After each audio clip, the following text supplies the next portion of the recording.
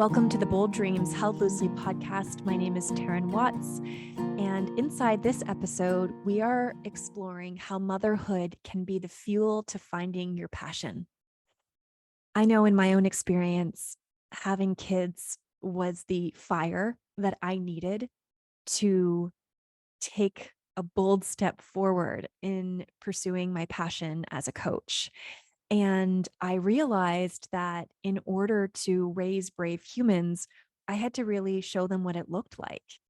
And it was really motherhood that was such a catalyst for those changes for me. And now running the Mind Rebel Academy, what I've noticed is that more and more mothers are experiencing similar stories where their journey of motherhood in all different stages of motherhood have really served to ignite this fire inside of them to find what they deeply yearn to do.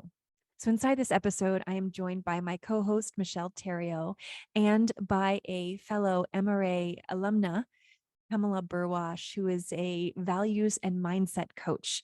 And we dive into all sorts of topics inside of motherhood. We talk about hiding behind motherhood. We talk about how this stage of life can serve as a catalyst for your growth and full self-expression. We talk about the incredible value of modeling for our children and how to take care of ourselves with this like exquisite self-care. We talk about mommy guilt.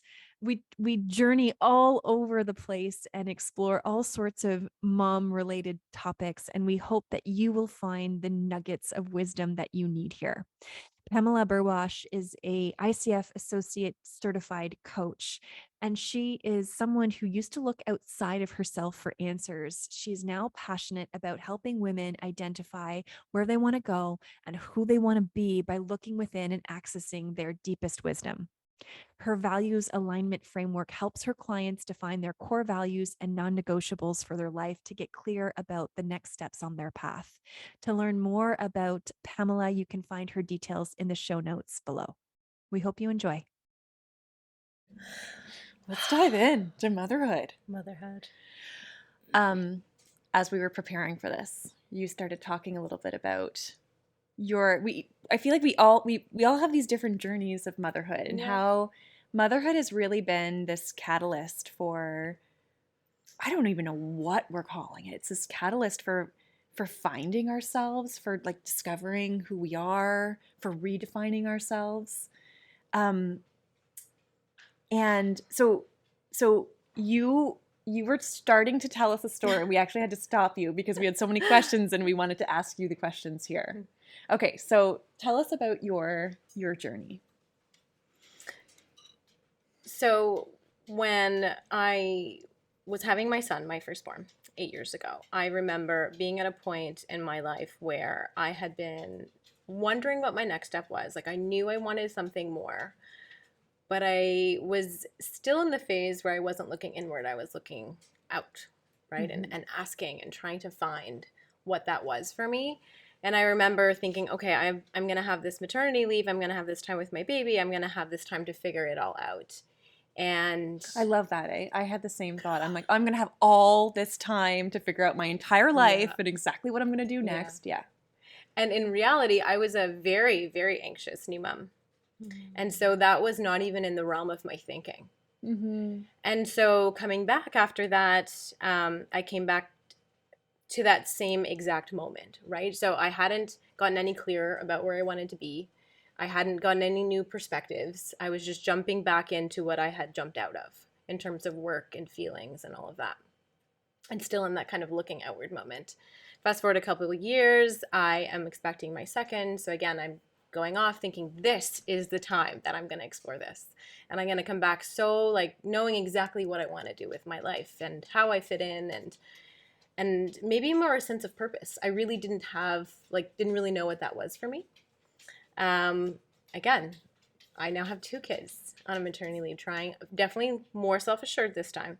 I think round 1 definitely was very helpful, but didn't explore that. And so jumped back in. And so rather than this kind of exploration into what I wanted to do being this one pivotal moment, it was just a series of little moments where I myself was being compromised in a way. Like I wasn't fully showing up how I wanted to. And that for me was like, round one was being a very anxious mom, looking outward again for answers, not trusting myself. Round two with my daughter Reagan, it was a bit different, but I was still not showing up the way I wanted to. And so maybe long story short here is it wasn't this one kind of pivotal moment. It was all of these little events that kind of added up to a point where the line was drawn in the sand. And it was so deeply drawn that I knew something had to change, and I wanted to make that change at that moment. And I had been someone who was, I read all the books, and I felt like I was doing the work, but looking back in retrospect, I really wasn't. I was like taking it in. I'm very much a doer personality, and I wanted to just consume more and take it all in, and I wasn't really being with it. So I don't know if I was really integrating it. So I see that resonates with you. Yeah. Sorry, continue though. But what's interesting is that there came a point in time where I was like, yes, this is the time for integration. And this is the time when things are going to change. And part of that was signing up with MRA and doing practitioner and then coach training. But even just slightly before that, it was kind of recognizing that I matter as an individual outside of all these hats that I wear. And it took a long time for me to get there. Yeah. It's I feel like, Pamela, you and I have very similar, like we're both very, we do. We're both threes, right? We're both threes in Enneagram. So like whenever you share your story, I'm like, oh, yes.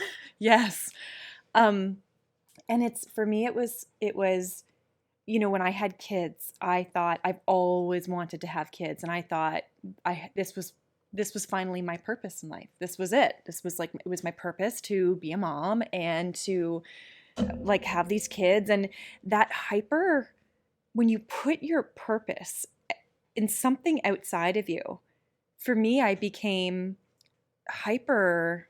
I don't know how the anxiousness, what that was about for you, but for me, it was like this. So all of a sudden, in my first maternity leave, my world got really small, and I was almost obsessive with things like naps and like fresh air and what he ate, and it was, I put everything in this human, and I lost me. I lost myself. This like anxiousness that you felt, what was that for you? Similar to what you're describing, I feel like it was really something that I'm still working on. This is a growing edge, is control. And it was all about having control, because I think underlying all of these things was just like, I didn't know who I was. So I was trying all of the different ways to show up as the right mom. And that was like, okay, doing the napping a certain way, feeding him a certain way, making sure he was doing the play groups and having play dates and doing all these things. And meanwhile, I was just spreading myself thinner and thinner and thinner. And again, not showing up in the way that I really wanted to be. Yeah. What was it for you? Okay, what's really funny is listening to both of you has made me have some new realizations that I wouldn't have been able to express before listening to you. First, very different from the both of you. I'm like, wow, like, the I was not the nap schedule mom, control, whatever. For me, but I really relate to little pieces of what you're saying. For me, I deeply wanted those babies, and they were everything I thought they were going to be. They really were. Being a mother was so deeply satisfying. It was everything. I actually felt like I resented the pressure to have to be something else other than a mother. I was like, why can't I only do this? Really, really, really believed it.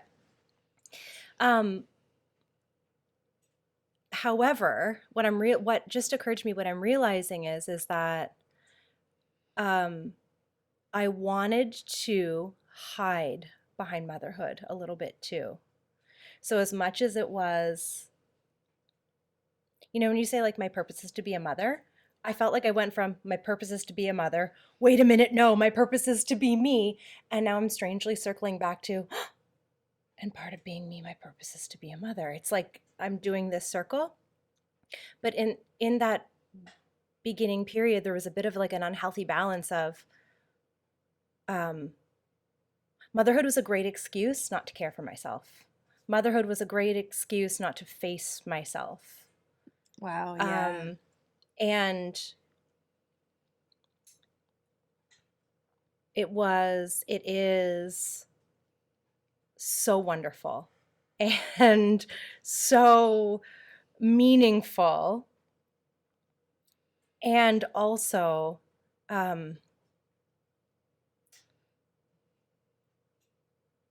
it was like also a way to keep myself small because I was afraid to be all the other things my soul yearned to be.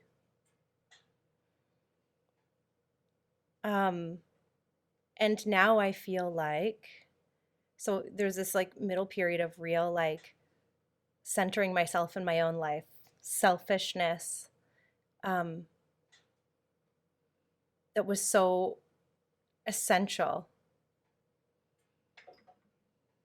And now I'm coming back to a season of motherhood again. It's like funny, there's like this renewed yearning to be a mother, not to have more kids. I keep like always making that distinction, but like I like yearn for motherhood again. Does that make sense? So, okay, so this journey that you went on. So it started through motherhood. This interesting distinction you're making about hiding behind that, not to face yourself. Mm-hmm. And then, there was like a boiling point in your life where it was like, okay, it's time to just be with myself. It's time to face myself. And that time became a time of deep, like selfishness in the best way, like selfishness in terms of all the things you were doing for yourself. And now, years later, you're circling back to this yearning for motherhood again. Thank you for clearly reflecting on Yeah, that. okay. Well, Yeah. Yes, exactly. And you're Thank saying you. that, and that actually really resonates because and maybe it wasn't as long of a journey, like it wasn't maybe as long of a time span, but I feel like I'm with you, and that's really hitting home for me because the last, call it 2 years, was okay, now I'm ready to discover and do the work and really look inward and figure things out for myself. And funny enough, I never thought my purpose was my kids. I wanted to have kids. Mm-hmm. But interestingly enough, I was, again, looking outside for that purpose for so long. And then finally got to a point where I was like, yeah, I'm going to check in here. This is probably the last place I haven't looked. And now I've come back with this renewed sense. And I think that's because I'm just so fully committed to knowing who I am, what I want, what drives me, how I want to show up as a mom, and in all of these different roles in my life.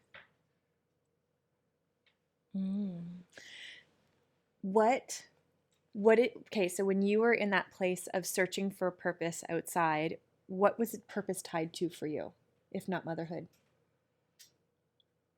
Success. Mm-hmm. I think being a doer was like, I needed to like jump to this next level of success. And here's the funny thing is that I didn't really know how to articulate what success meant for me. Yeah. And I think that's a really great learning for me in all of this, is like really understanding what success means for you is very different than what it means for me or for you, or for any of us, right? And redefining that. And there's no one way that it should look. And so I remember one thing that you had said early on in the program where it was like, your purpose is really just to like be yourself and to fully express who you are. And you do that through motherhood. You do that in your vocation. You do that in all of these different outlets. And it was like, this is so simple. And I was looking so far beyond what was right in front of me that I missed it. Right. Yeah. Does that make sense? Oh, it makes perfect sense. What does success mean to you now? I think it's waking up and getting to do what I want to do, which is be with my family, which is having a career that is fulfilling and purpose fueled, and having meaningful conversations and closing the day and feeling like, wow, like that was wonderful. And also knowing that that's not every single day, but knowing what that feels like to me, bringing myself back there when it's not achieved one day. Yeah. What is success to you? In general? Yeah. How do you define it? It's really funny. It's like, that is not a question that feels as important to me. You know what I mean? Like, it's funny. I'm like, oh, success. I don't think about. It's just the threes. Yeah, that's success. It's like, yes, it's like, what do you mean? Of course it's about success. What is success? But like, okay, so what is success So what is to me? what is a meaningful question to you? What feels good? What feels good to me? I think that's my question. Success is like, I guess success is what feels good. Yeah, so what feels good? And so what feels good? Ooh, what feels good to me?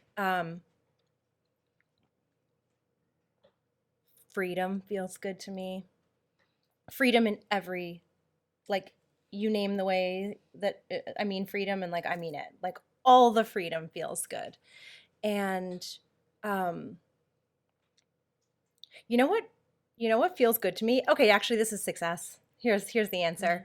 You know, when you watch a movie and people live in an isolated little homestead before electricity was invented, and they don't run their lives off calendars, and so they're just flowing with their family and their chickens and their goats, and there's no outside structure they have to conform to. They get to follow their instincts. They're free to follow their instincts in how they feed themselves and how they raise their kids and how much they rest and how much that is success. Wow. And that is what feels good. Yeah. You said something earlier off camera. You said that you get to, now knowing who you are, you get to raise your kids the way that is aligned to you. And that could be different for all of us. And I think that's really, that statement is so important. Like, when we get right with ourselves, when we get aligned ourselves, then we can, like Michelle, I can see you raising your kids on your, I mean, this is kind of what you do, right? This is what you do. It is what you do. Yeah. And it's so different than, but it's right for you. Yeah. Yes, it is. That's purpose. That's like full. So again, if we think about purpose as this thing that is not outside, my purpose is not to be the best mother in the world or the most successful this, or, you know, if our purpose is not on the outside, if our purpose is to first and foremost come back home to who it is that we really are, and then self-express that in our many outlets, motherhood being a massive one for moms, right? Motherhood is a huge outlet to self-express. And like, I found some of my deepest moments of joy in motherhood in like actually quite stressful moments with my kids, where I get to, if I'm aligned and like remembering and like, I get to like practice and express who I am as like a patient, understanding, listening, compassionate mom. And like those moments where they're having a tantrum, and I'm like able to drop into that and experience myself as that, are just as magical as like the beautiful moments of like connection and cuddles and love. You know? And dare I say more powerful for your kids and memorable, Yeah. right? Because how incredible for them to see it, you're modeling it, right? And you're giving them the tools. They won't not have to go through those big feelings, Yeah. right? We all do. And I think that's part of growth. That's important. But I think if we can model to them the tools that they can leverage in those times, Yeah. that's success as a parent. That's huge success as a parent. One thing we see, I mean, you're an example of this, is one thing we see at the MRA is we have a lot of moms. And it's this, there's something that happens. Like there's a catalyst. Mm-hmm. It's like this catalyst for change. For me, it was, I actually loved these two humans more than I loved myself. And at that time, and I wanted to be a good role model for them. I wanted to show them what it looked like to, put myself first and know who I am and like fully self-express myself to the world.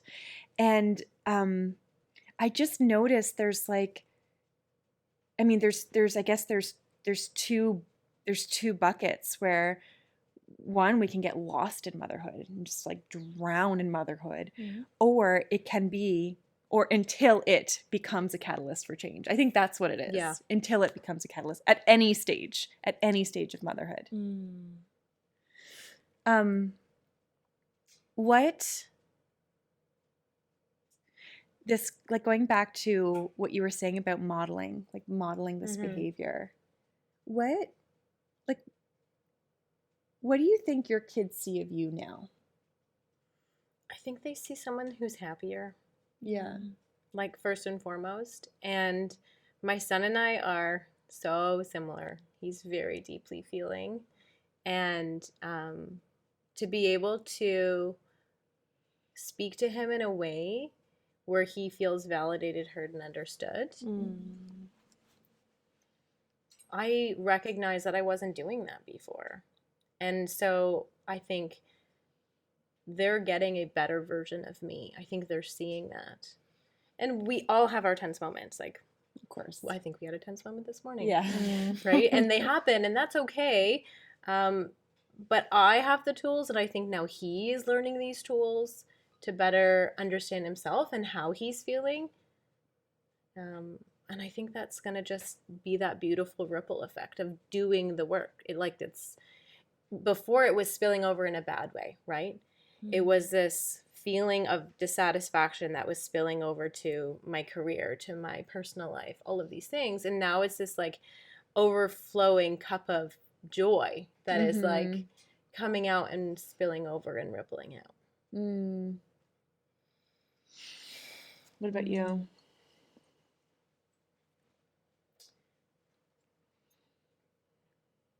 So for me,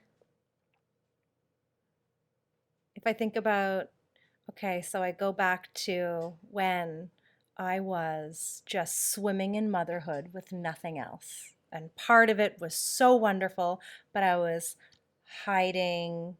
It was like I love the description of the different outlets, because I was like, oh, I can express in this outlet and it feels good, and I don't have to worry about any of these other outlets. I'm just gonna be in motherhood.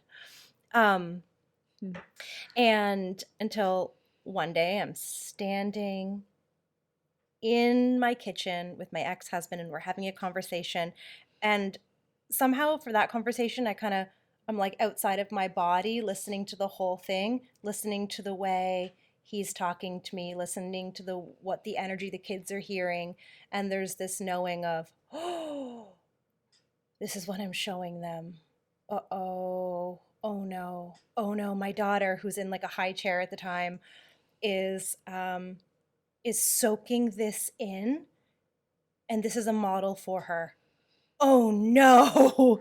And I think that was that moment just stands out in my mind. Things didn't instantly change in that moment. I think some years went by, But like a little seed was planted. but something happened there where I think that's the first moment where I realized, oh, I have to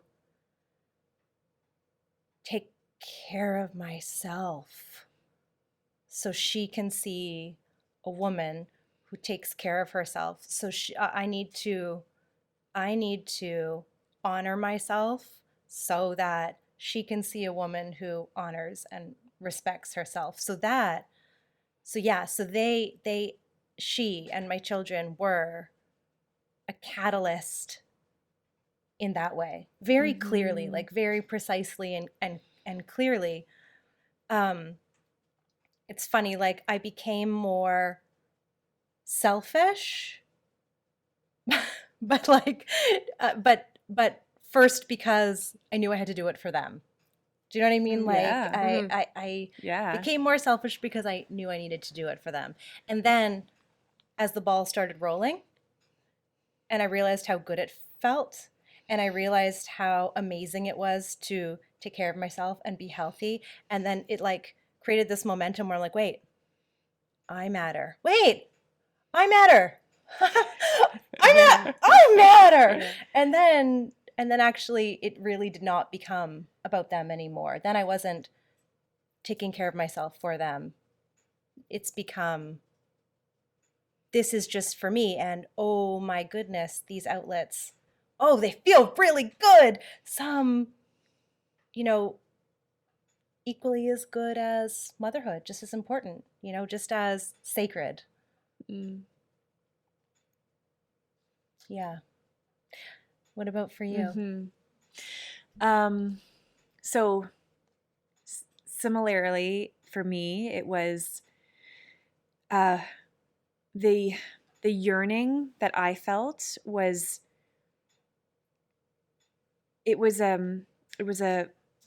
I wanted this self-expression in vocation. I was so deeply unhappy with that outlet of, so I so resonate with what you were saying around just like almost the Groundhog Day of, and I remember going on mat leave with Cooper and being like, I'm going to have this figured out. And then going back and I'm like, oh, I have nothing figured out. And then going on mat leave with Shay. And wasn't that extra discouraging because you had this year? Like, what did you do with that year? Right. I don't know why we think we're going to have all this free time, but it wasn't until I went back to work after Shay was born where, I remember these moments of really thinking, maybe I am not brave enough. Like maybe I'm not, maybe my work in this world, my work in this lifetime is to set such a strong foundation for these two little humans and encourage them to go follow their dreams and follow their passions and do what sets their souls on fire. But like maybe I was just meant to create the container for that, and I was meant to stay put in the safety of the job I was in,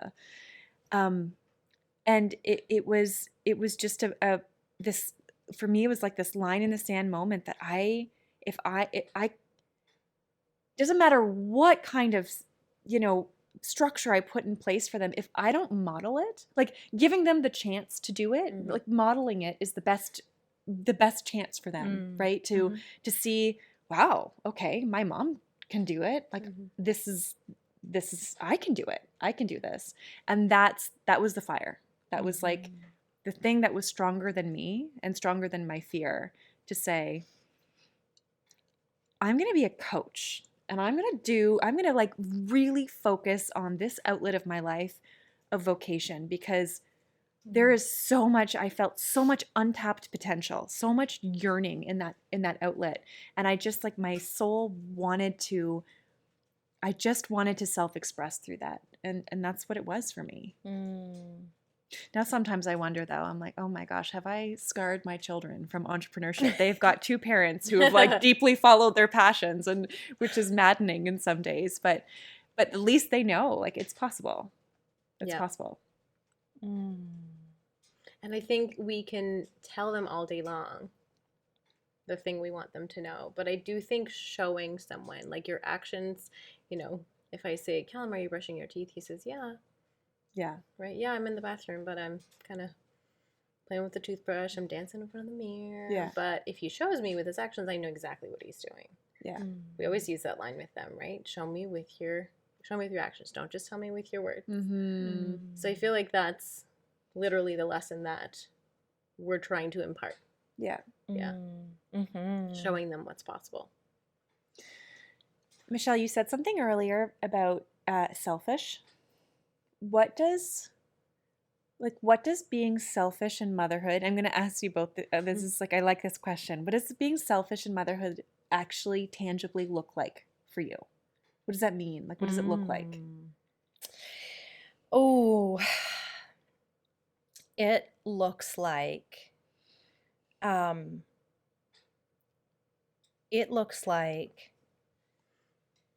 deciding to go have a shower, a long, luxurious shower, even when whatever, like, doesn't matter. Even if, like, two things are true sometimes. It's like, we're talking about wanting how special it is to be there in the moments where they're upset, and being these mothers who can be there and hold space for them and help them, model what it's like to regulate their emotions or get in touch with what's true. And then there are other times where someone might be having big feelings, but I choose that. This is gonna sound bad, but I choose that right now. I'm choosing not to be the one who comes in and has a conversation with you. I'm actually going to take care of myself first. I'm going to go have a really long shower and I'll come back. And the reason that, I don't know, something about that feels really important to me, because being there for those conversations in those moments really means a lot to me. Like, it means a lot to me. I want to be that mother who, when they are having an emotional breakdown, can sit and hold space and ask them questions and help them connect to their own wisdom. That matters so much to me. And sometimes there's moments where some emotions are flying, or kids are overtired, or they're fighting, or whatever, where I decide that in that moment, my emotional regulation actually comes first. And that means going to have a long shower, or going for a walk, or putting them to bed, or something. Yeah. And that feels really scary and really stretchy. Yeah, but that's what it looks like. And there's discernment there. I don't mean like if someone's actually, spiraling out of control. Like, I there's discernment. You pick the moments, but yeah, it means actually prioritizing my emotional well-being, my nervous system regulation. Someone, I didn't ask permission to share this story, so I'm not going to share her name, but someone I know told me this story the other day. I forget in what context. And she was sharing that she realized she was saving the good quality berries for her children and not eating them herself.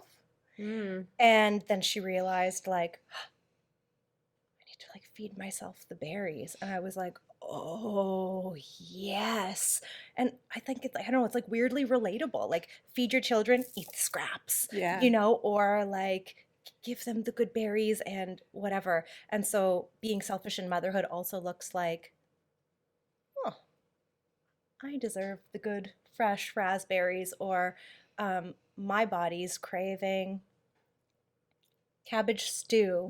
My kids don't like it, but you know what? I'm making it anyway. True story. I deserve to be nourished. So Yeah. really, me first, my body first, me first, my preferences. My preferences. That's what it looks like. And put that way, I think we need a new word for it, because put that way, that's like the most loving thing you can do.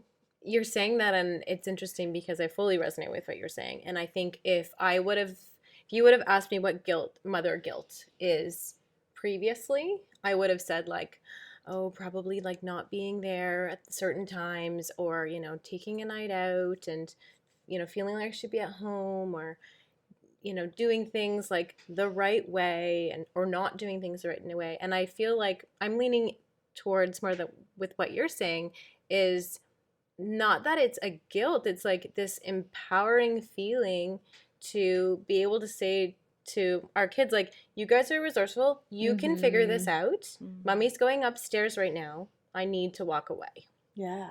And I think there's so much power in that for myself, right? And there's a bit of relinquishing control, because then I don't know how the situation is going to unfold, but I have to trust in the tools that they have learned, whether from me or from whomever, and that they are resourceful and capable on their own to do these things while I'm prioritizing my needs.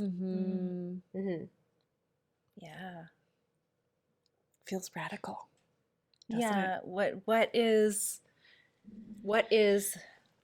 you're right, we do need a new word. What's the word? It is not selfish. That's the old word. It's aligned. It's like aligned motherhood. You know, if I think about, yeah, it's like, Mandy's behind the camera here, and she's got a big sign saying it's bold. That's what it is. It's bold. Yeah. And it's aligned, and it's holding them whole. You know, I keep coming back to all the coaching principles. They are whole, capable, resourceful, and creative, right? Like, they have the wisdom inside of them. They don't need to be fixed or put back together, or, you know, and holding that space for them by going upstairs to let them sort out their own thing while you go take care of your needs. It's so empowering. Yeah. It's so empowering. What is bold, aligned motherhood look like for you? You know what? You just said the word guilt, and I just had this thought that I haven't felt mother guilt in a long time. Great. Yeah, I haven't. I haven't felt that in a really long time. There's like ridiculous things I sometimes feel like I am the mom who forgets the kids' snacks on game days. I am the mom always. I am the mom who like brings the dog to the game, and like the dog poos on the like field, and I have no bag. I am the mom like the other moms text to be like, it's picture day, remember? Like, I am that mom always. But so sometimes I'm like, oh, when my kids come home and they're like, I was the only one without pizza at school. I'm like, that I feel slightly guilty about. But I don't feel guilt otherwise. Like, I don't have that. I used to have that intense guilt. But now it's like, when they see me prioritizing myself, you know what? I don't even know if this is right, but it feels good. I even like it. I want to show them my human. So even when I'm like, you know, we've all named our rebel minds, like in our family, we've all got our own rebel minds. Or even when I'm out of alignment, or I'm not feeling my best, I want to be able to communicate to them and say, here's what I feel right now. And I'm going to go take my journal, and I'm going to go light a candle, and I'm going to sit there, and I'm going to just feel my feelings and feel my emotions. You go do your thing. But I want them to see that. Like, I want them to see the human, like the full human. Yeah. Because then it normalizes when they have big emotions that they're working through. And that, yeah, when you're an adult, you're going to still feel the big emotions. It doesn't go away. So I can't even remember what the context of the question was, except that I think showing them what it looks like to prioritize yourself and be with your emotions, be with your feelings, work through it, support yourself, go for the walk, take the long shower, go, you know, you've got a weekly girls' night golfing, like go doing those things for yourself. It shows them how to take care of themselves. Yeah. And it gives them the permission to have the feelings. Yeah. It's interesting because I feel I feel like my parenting language has changed a ton. And that is a very clear distinction from when I was gifted the tools through MRA. So thank you. And so oftentimes if they have a bit of a squabble or something, we will, rather than saying, oh, like apologize, right? That just doesn't really sit in our house. Yeah. It's ask them or tell them what you need right now. Oh, I love that. What is interesting is that in those moments where I'm not feeling like fully aligned, or I've maybe had shown up in a, not the way I wanted to, or I'm feeling extra emotional and they're asking me about it, they will say like, do you need a hug? Oh. And I love that because Yeah. they're starting to put those things, like put these tools into place for them, right? So they're At such a starting to young like age. start to hold space in a way that is very different. So going back to that modeling, I think it's huge. Yeah, and the only way we can do it is just like, there's no faking it. There's no faking it. It's embedding it, doing it. And that way it's not selfish, like you're saying. It's not. It's required. Yeah. Yeah. Pamela, before this conversation, you said, I wasn't the mother I thought I would be. Mm-hmm. So I'm curious about the mother you thought you would be, Yeah. then the mother you were realizing you were being, and also now the version of motherhood that is like most aligned and bold. Yeah. Oh, I love that I question. love that question. So I think I really thought I was going to be the mom with, the crafts and the sleep schedule. And when I saw myself trying to force that, I was coming up against all of these, like, this is not me. This is not who I am. I'm not showing them how I'm actually feeling. And so there was that like reconcile that needed to happen. And what's interesting is the mother that I am now is messy and emotional and real and human and yeah. it's much better than I could have anticipated. Yeah. Yeah. It's not the cookie cutter. I can so resonate with what you're saying. The image of motherhood of like, the cookie cutter mom with all the crafts and the baking and the remembering picture day and all those things. Yes. You're right. It's like, I so resonate with that. For me, it's not perfect. It's like far from it. It doesn't look like out of a magazine, that's for sure. But it's just. But it's so good. It's so good. It's so real. It's so true. Yeah. Okay, here's another question for both of you. Okay. So I think there's a common theme of, or at least for me, these things that I thought I owed my children, which turned out, actually, these actually aren't things I owe my children. Or what those things are have shifted. What do you feel you really do owe your children? Ooh. Being my truest, authentic self. Yeah. Totally. Exact words. That's what we owe our kids. Yeah. That's it. That's it. And first and foremost, we owe it to ourselves. And I think from that place of beautiful spillover, it is gifted to our kids. Yeah. Okay, I want to talk about that piece a little more. So there's the like, okay, what we owe is actually, just be us taking care of ourselves and being our aligned selves. And then there's also this, we do hope we spill over all these beautiful gifts onto our children. What do you hope to give to your children? I think the understanding and knowing that they can do life their own way. And whether that's how I modeled it. But if it's aligned to what their truest version of themselves is, then like mom is so proud. Yeah. Yeah, that's it. That's Yeah. all we want, right? Yeah. Is for them to discover who they are, and for us to be in such alignment that we can catch that and like hold space for that, when it, especially when it falls outside of like our preconceived notions of what we wanted them to be or do or, you know, show up in the world.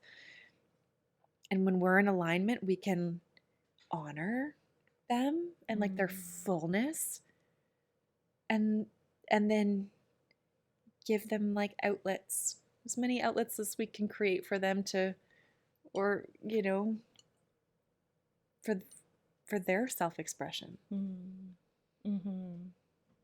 Yeah. Are there any other gifts?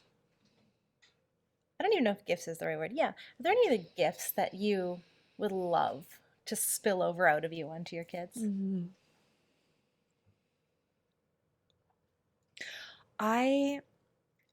So coaching skills, learning coaching has been the best indirect parenting tool ever. I think every parent should learn at least some basic fundamental, authentic listening, powerful questions, just a couple of fundamental coaching skills. So the gift I just want to spill over, I just want them to feel so seen and so honored and so heard in every aspect of their humanness, whether they are showing up not so great or showing up as their most aligned selves. Like I just want them to feel so freaking honored and seen.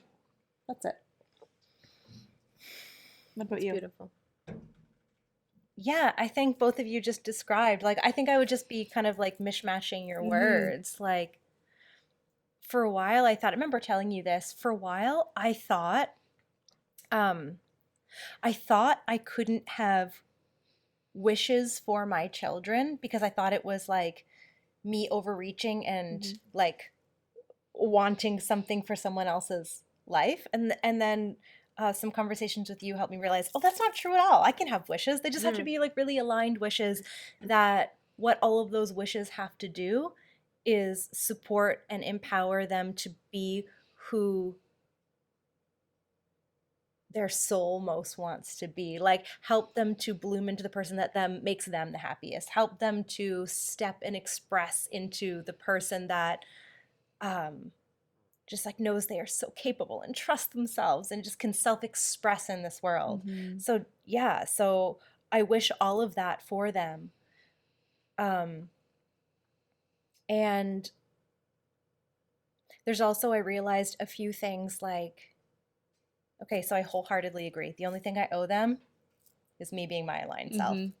I hope I can do the best job possible of helping to create the environment where they learn to trust themselves, learn to express, know they're capable, know they're deserving. And there's, I don't know what you call them, there's these like secondary things. So if that's all true, like what am I actually like going to provide for them if these are the important things? And I made this list not too long ago of, I'm going to make sure I give them sunlight. So like boot them outside once in a while if they're inside too much. I want to give them really cozy beds. I don't know why. They're just like these like little things. I want them to have cozy little beds. I want them to have nourishing food. I want to teach them how to get a good night's sleep because I didn't know how to do that for myself. I want to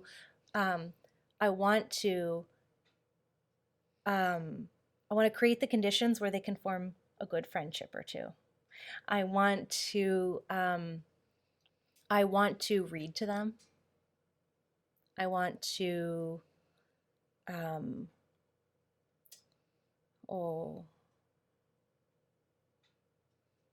and I just want them to have clean water. There's these like weird little simple homey things that like these are the only important things that I really have to do, I want to give them. And all the other list of all the other things that I ever thought were important just don't really exist anymore in terms of like the right sports or activities or this or that or the right schedule, the wrong schedule, oh gosh, I don't know. All the other things are just so secondary just to these like really simple, pure little basics. So much freedom in that, which is what you most desire. Yeah. Yeah. Yeah. Oh, That's interesting. You're saying that, and if I think of like what my drivers are, what my non-negotiable values are, that's what I would love to impart on my kids, a sense of what their values are.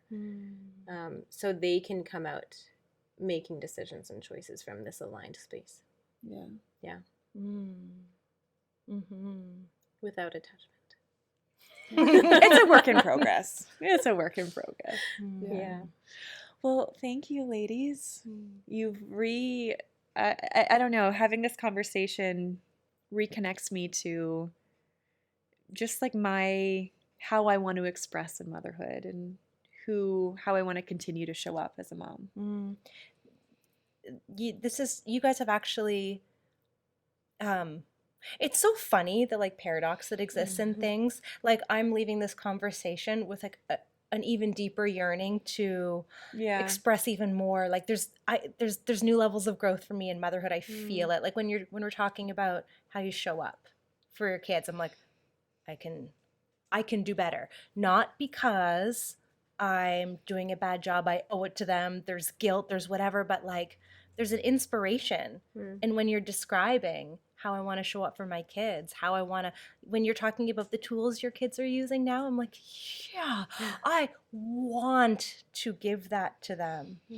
And it's really interesting how what I notice, and I told you both this before, but it's really glaringly clear right now, is really caring for myself, really being in alignment, really embracing selfishness and putting myself first. When there's no more obligation, I'm feeling the pure desire of, I want to pour the energy in. And I think that just feels like such the key. It's like everything you're doing is because you want to do it. And just hearing both of you is making me, it's sparking it. It's like there is more I want to do in motherhood. Yeah. Now that I've handled the rest of my outlets and the rest of my life, and I'm cared for, and I have extra energy spilling over, this is a place that I want to keep pouring. Yeah. So thank you. Thank you. Thank you so much for spending this time with us and listening to the Bold Dreams Held Loosely podcast. For more information, you can visit our website at www.themindrebel.com or visit us on Instagram or Facebook using the handle at @the_mind_rebel_academy. And these links can all be found in the show notes below. If you like this episode, we would be so grateful if you shared it with your fellow bold dreamers. Until next time.